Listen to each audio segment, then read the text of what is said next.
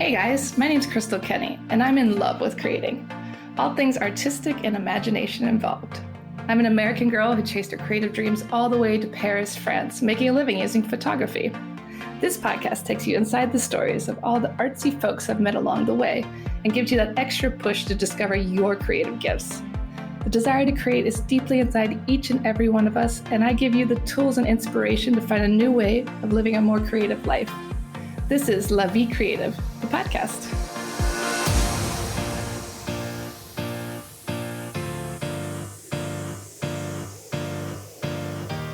My guest today is one half of the team of Paris fashion dog icon, Little Lola Sunshine.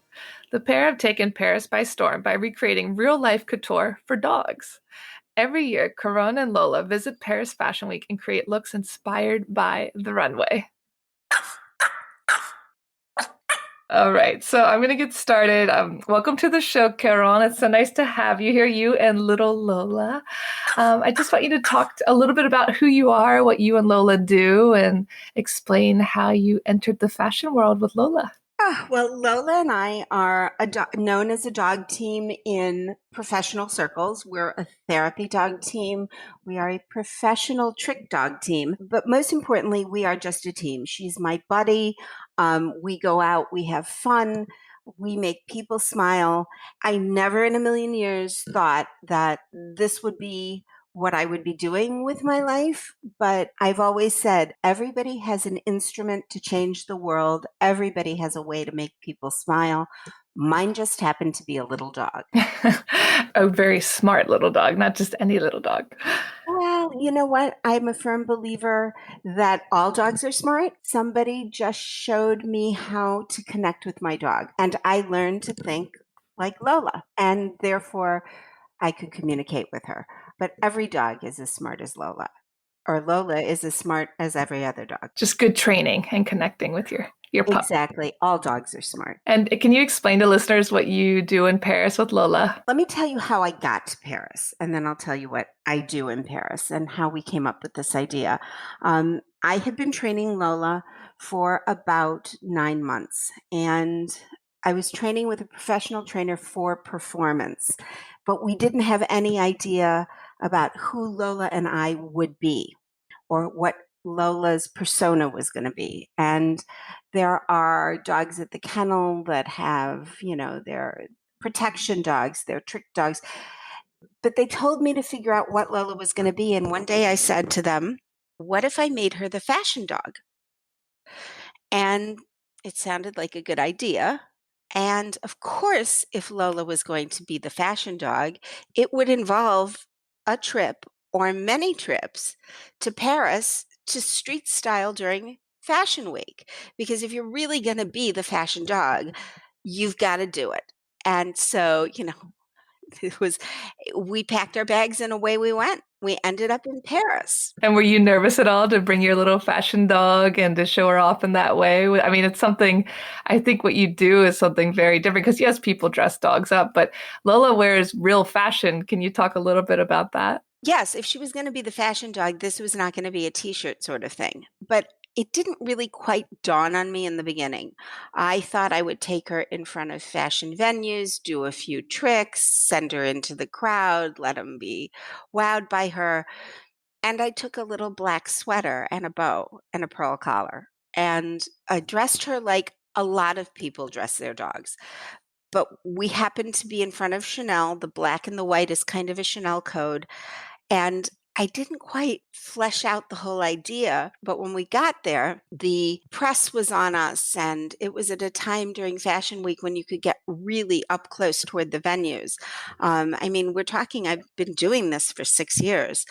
6 years ago, the scene was completely different. Lola was featured in Women's Wear Daily Street Style. We got some press and we were interviewed.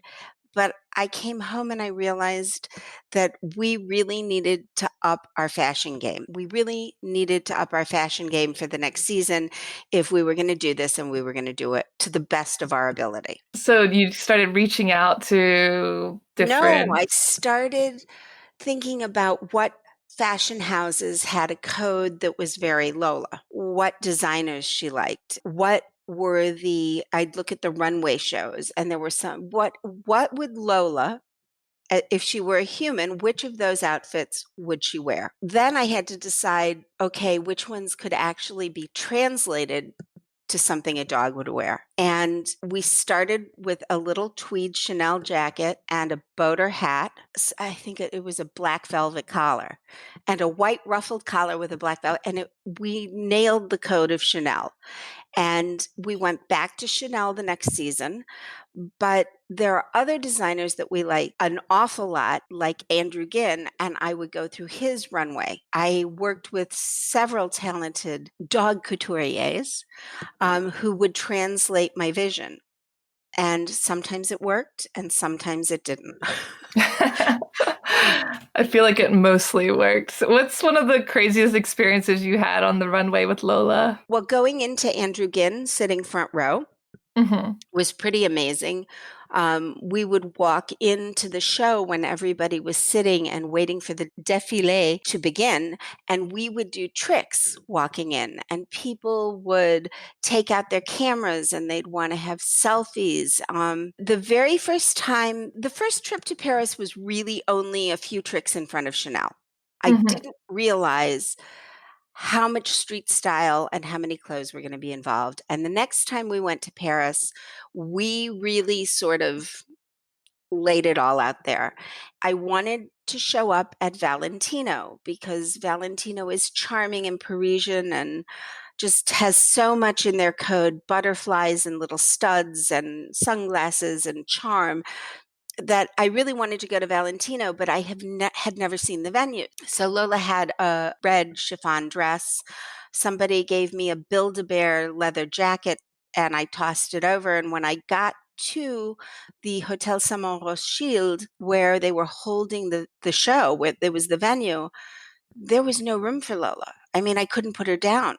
Oh, wow. And I thought, oh, this is going to be a disaster. But the only place I could find to put her was on the back of a motorcycle.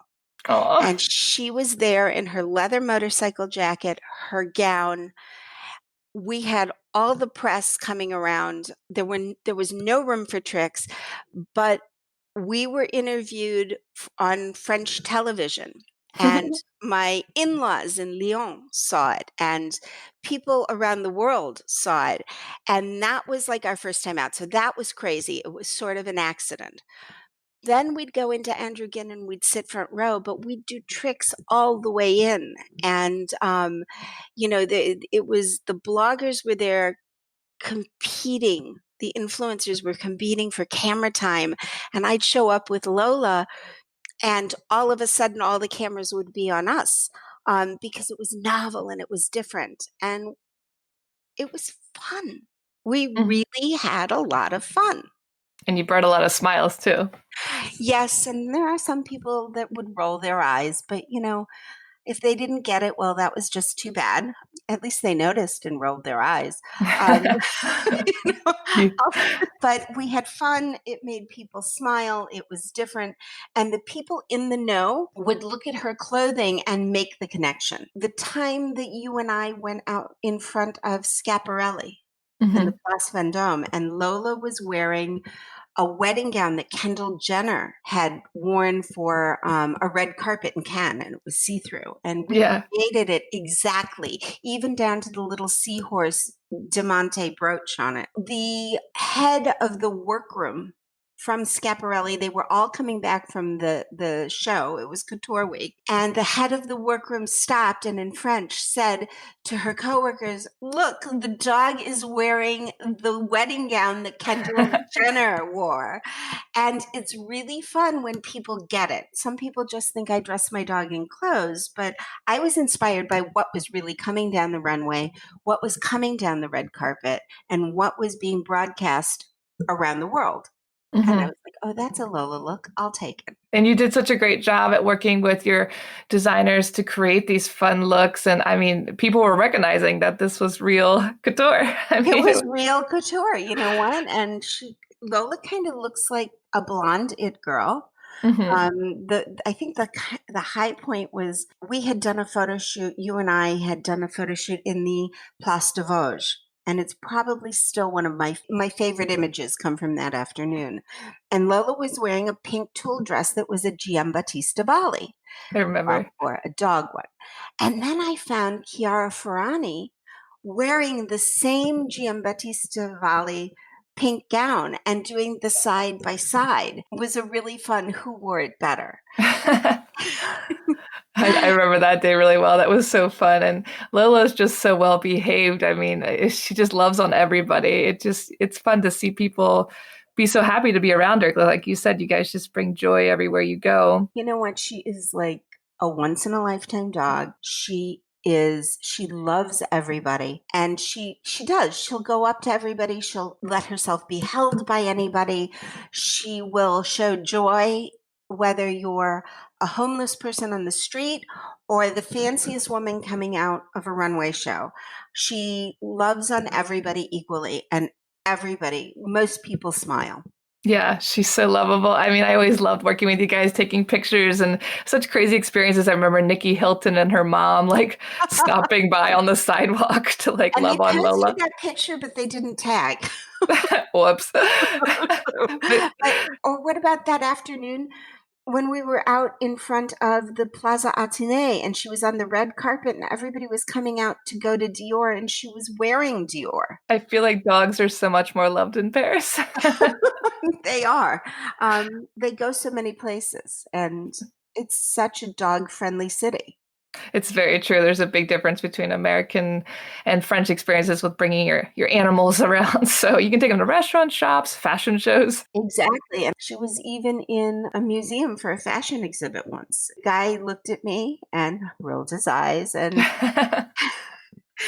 just pretended that he didn't notice she was in my bag. He just let us go. Yeah, I feel like you can get away with a lot more. They just don't. Exactly. If the Yeah, dog is well behaved and makes people smile, you can get away with a lot. it's true, especially in France. That's a French thing. And I know a lot of people are curious about Fashion Week in Paris and all the glamour and the celebrities. And can you tell people a little bit about what it's like to go to a show? I don't think very many people know how short they are, too. I mean, all that work and money, and the shows are what, 10, 15 minutes long? 10. Um, Yeah. it's a very intense experience. You walk in, people in the front row are decked out in their best, usually of best clothing from that designer. Some of them are standing room only that they let students in the back rows and it's standing room only. It's hot usually because Hmm. so many people are crowded into the space and waiting for the show to begin and the lights dim and the music comes on and the music is an integral part, but it's not just background music. It's the walls vibrate and the lights go on and these long leggy models come out in the most amazing visions that are summoned from these designers imagination. It takes your breath away and it's exciting and it's fun and it's over. Literally, Yeah. As soon as it starts, it's over. as soon as it starts, it's over. It's a good thing most people have their phones out and capture it because if you blink your eyes, you'll miss it. And having gone to see some of the collections up close after a show, it's amazing to me. I'm like, did I miss that one? Where was it? It happens so fast. It's so intense, and it is such a sensational sensory event that you think, oh, this was my favorite. And you go back to look at the collections and you're like, oh, I missed that one, or I don't remember it, or how did this one get by me, or this one looks so much better up close. But it's almost like entering a disco. Studio 54 in the 70s and 80s must have looked Yeah. just like one of these shows. And is it hard to get into the shows? Like, do you have any tips for people who are dying to get into any show? You know what? I was lucky. I had been going to the shows, like I said, 6 years ago when I started with Lola, now seven, I guess. No, 6 years. It was a completely different experience. Instagram wasn't so big, social media wasn't so influential. You know, you write a nice letter, you get an invitation. Wow. And Now it's a little bit more competitive. We'll see what the next season is going to be like because things are going to change. Everybody crowded into a room like that. I don't see it happening again next season, but Hmm. it became very competitive. But the novelty of Lola either got us an immediate rejection or got us, or the door flew open. Yeah. It was one or the other. It was, yeah, the novelty of Lola sort of opens all doors. So get a cute dog and dress her in beautiful clothes, and maybe you'll get into a show. And maybe and teach her to do a few tricks, Yeah. give her a good haircut, and maybe you'll get into the shows. And do you have advice for people who are exploring their creative gifts and maybe wondering what they're good at or what they're interested in? Like, what advice would you give people who want to be more creative in their daily lives? Be open to trying things, and everybody's a novice at some point in their life. And the more you do it, and the more you open yourself up, the better you will get at it. And the more outlandish and creative, the more fun it is. This is the way I positioned Lola. If I would have been uptight about it or saying nobody wants to see this, or I would have never had the fun or done or gone to the places that I did. I mean, and who would have thought a Yorkie puppy and a few tricks would have gotten me into the places we went? One Mhm. season I went to Florence, Italy, and it was the Condé Nast Luxury Convention, and it was the first or the second one. Lola and I were doing tricks outside the Palazzo Pucci, and the door opened, and somebody said, "Come in, come in." And so I guess that's an invitation. We didn't really crash the party. We met the heads of like Goyard and Pucci and all the big fashion houses. We did tricks. People took selfies with Lola. We came out of a party and Princess Beatrice of York was standing there. I have a Wow. picture that I captioned two Yorkies. Um, but had I not let it go and said, I don't know what this will do for me, I don't know where it's going to go, I don't know, I wouldn't have had so much fun. And so many people were happy because Lola was there. Hmm. I had no expectations. That's I the really best way. didn't. Yeah. I had no expectations. And somebody once said, Corinne, you just go out there and you let your freak flag fly. And I said, yeah, I guess that's probably, you can't be self conscious. You can't wonder what anybody else is doing. You just got to go do your thing. And our thing was to go do it and disappear. Hmm. Very Yeah. often you find Lola and I in a street corner doing tricks together. Yeah, without the crowds. And did you ever feel like you were going the wrong direction when people were rolling their eyes or not giving you the nice feedback? Did that ever hurt your objective, or you just kind of, it didn't even phase you? It always hurts when the trolls come around and people who don't understand about the connection I built with my dog. The trolls come out, people shout things at me on the street. Poor dog, take the dress off of her. You know, the clothing was just costumes for a character that Lola played in that moment. Hmm. Most of the time, Lola's naked. Hmm. So yes, it hurts. People judge, and really, they shouldn't judge. Somebody said, poor dog. And I asked him, I said, do you have a dog? And he said, yes. And I said, where is your dog? And he said, at home.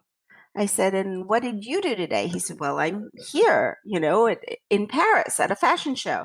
I said, and where was your dog yesterday? He said, at home. And he realized where it was going. And at that point, walked Hmm. away from me. But don't judge me because I put a dress on my dog and we are together all the time and we are out having fun. If you don't want to dress your dog, that's okay. But, Lola gets the dress on. And when she kind of knows. Hmm. And when she's on, she's on. She gets a little spring in her step. When she nails a trick, she gets really and she knows when the clothes go on, the curtain goes up, and she's happy. And you guys do a lot of volunteer work as well, like in children's hospitals and things of that nature. We do. We go into hospitals. We've been in hospitals all over the world. We were invited to the Ospedale Bambino Gesù, the children's hospital of the Holy See in Rome. We Oh. went in, we did a few tricks, we did some therapy work. We were invited to Italy. We were on television. I've been to Shriners hospitals in the United States, from LA to Chicago, all over the country. We also go into underserved Chicago public schools and work with the students because it incentivizes them to read and write. And the reward for them is being able to come and read the stories that they've written about whatever they want to write about. Usually it's a dog because that's the whole premise, to Lola. So it's not just getting them to read, it's getting them to read, write, and come back to Lola. And that's sort of the high point of our afternoon, or their afternoon. We take over classrooms. It's a great program called Sit, Stay, Read. We're really proud to be a part of that and giving back. And I must add that if Lola does not come with clothes on, the kids are a little disappointed. They like to see her Oh. come in like she spent all morning getting dressed to come for her visit. Even the little boys, the bigger and poofier the tulle dresses, the sunglasses, the heart-shaped sunglasses on Valentine's Day, kids are really disappointed if she's naked, so we aim to please.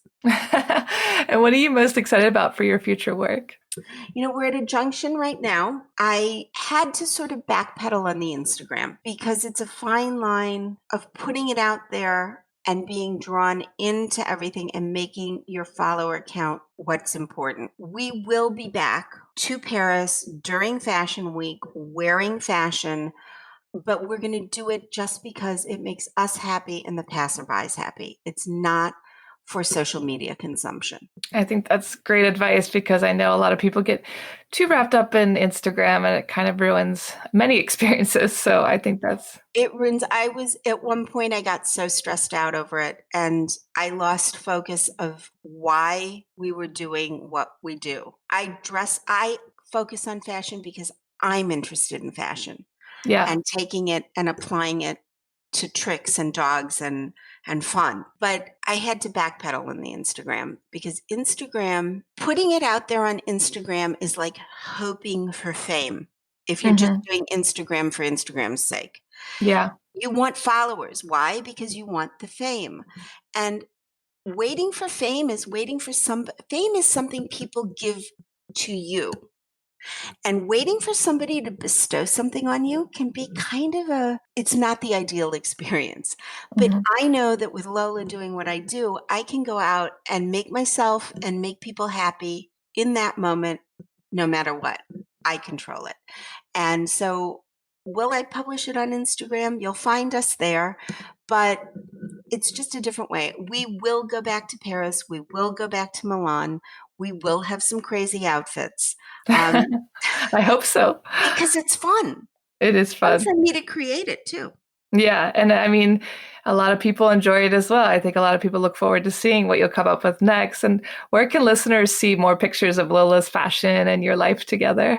They can find us on Instagram at littlelolasunshine.com, and that will always be our main channel. And our life together is going to be taking a new turn. We're hoping to move to France, and Lola has to brush up on her French. But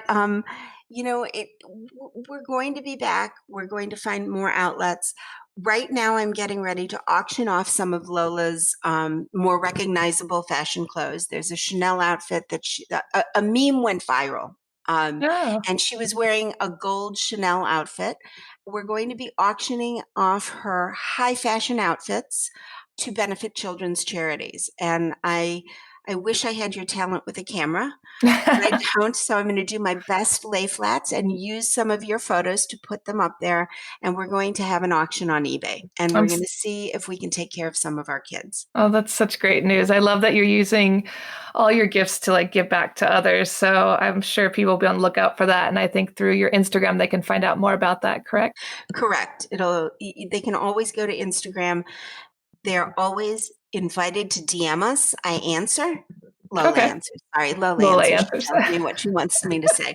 Lola answers. And, I love the discourse. I love the fact that people are interested in what we're doing. And for a while, I thought that I was going to close her Instagram, but I can't. There are too many people that we've met all over the world that's their link to us. And I hear from them all the time. It's a great connector in that way. And I'm happy you didn't close it because, just like you said, do what makes you happy and forget the rest.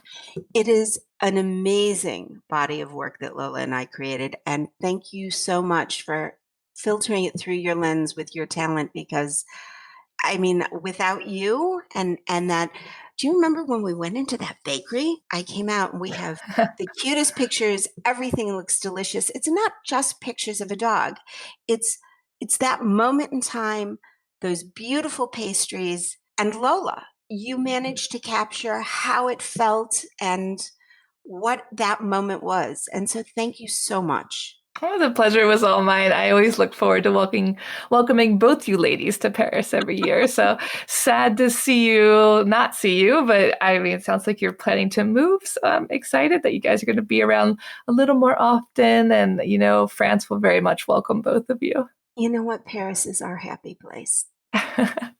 Give Lola some love for me. And thanks so much for talking to me today. Thank you. Thanks so much for tuning in to La Vie Creative. You can find more information on MissParisPhoto.com. And if you enjoyed this show, please feel free to share and spread the word for all my creative guests. We have the power to help them to keep doing what they love. See you next time.